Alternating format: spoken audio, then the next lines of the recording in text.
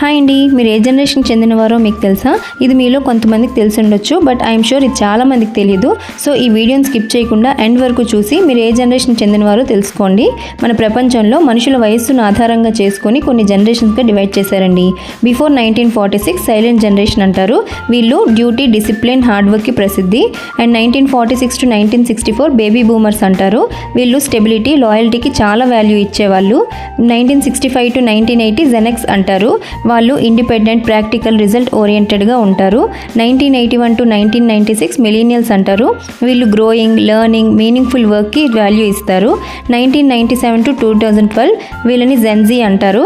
Present youth అంతా mostly ఈ generation అండి. వీళ్ళు టెక్ సేవీ, డిజిటల్ వరల్డ్లో చాలా కంఫర్టబుల్గా మమేకం అయిపోతున్నారు. అండ్ ఆఫ్టర్ 2012 వీళ్ళని జెన్ ఆల్ఫా అంటారు. ఇదంతా ఫ్యూచర్ జనరేషన్ అండి. ఏఐ టెక్నాలజీతో పెరుగుతున్న డిజిటల్ ఫస్ట్ కిడ్స్. మీరు ఏ జనరేషన్ చెందినవారు కామెంట్ చేయడం మర్చిపోకండి.